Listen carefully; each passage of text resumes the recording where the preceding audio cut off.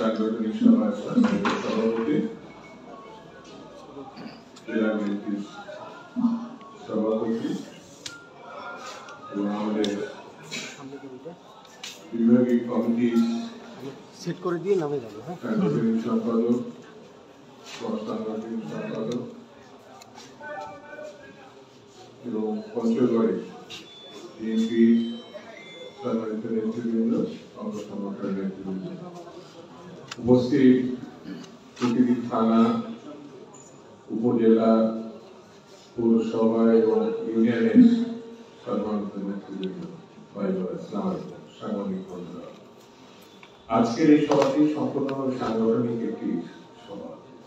এই সভার মধ্য দিয়ে আমরা দেখতে চাই যে আমাদের ইউনিয়ন থেকে একেবারে শহর পর্যন্ত, জেলা পর্যায়ে কোন জায়গায় কোনো গ্যাপ আছে কিনা, যদি থাকে, যেহেতু আমরা জেলা সম্মেলন সমাপ্ত করব, সেই জেলা সম্মেলনের সৌন্দর্য বৃদ্ধি পরিপূর্ণতা আনার জন্য আমাদের যেসব জায়গায় শূন্যতা আছে, অর্থাৎ এখনো আমরা সাংগঠনিক কাজ করতে পারিনি, সেই কাজগুলো চিহ্নিত করে আমরা সমাপ্ত করব এবং আগামী ফেব্রুয়ারির মধ্যে আমার মনে হয় যে পঞ্চগড় অত্যন্ত সমৃদ্ধ একটা রাজনৈতিক জেলা, এখানে ইতিমধ্যে অধিকাংশ কাজই সম্পূর্ণ হয়েছে, যতটুকু বাকি আছে সেগুলো সম্পূর্ণ করা। এই জন্য করবো খুব সন্নিকটে বাংলাদেশের যে গত পরিবর্তন,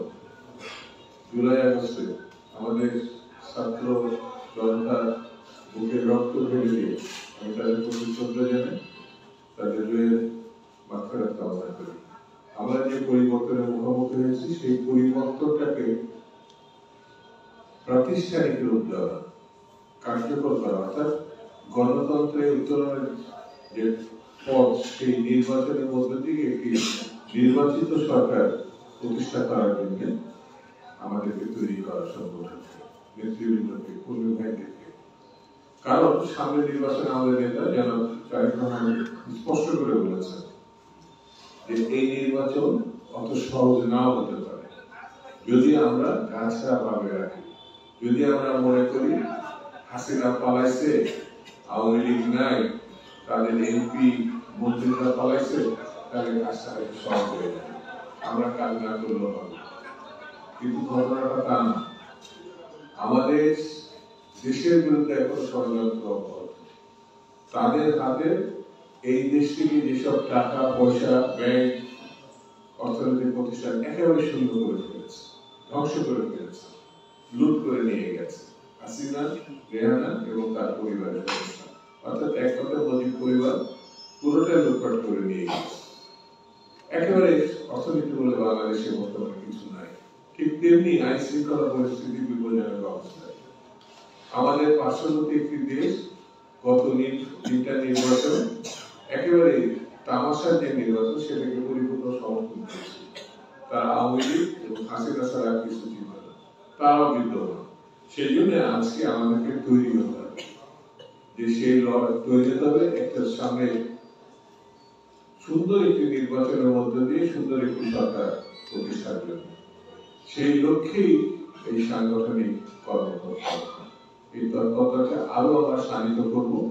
আমাদের সহকর্মী বন্ধুদের বিএনপি এবং অঙ্গ সংগঠনকে আরো ঐক্যবদ্ধ এবং জনতার কাতারে, যে জনতার কাতারে আমরা 16-17 বছর ধরে ছিলাম।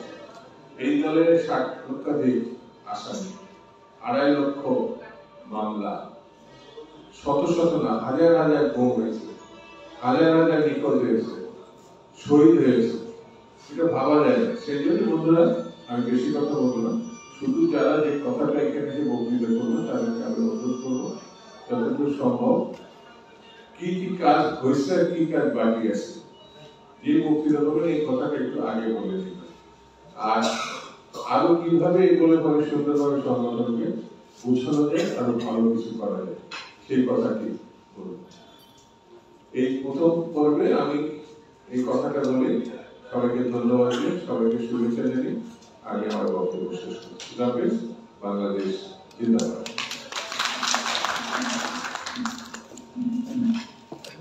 ধন্যবাদ।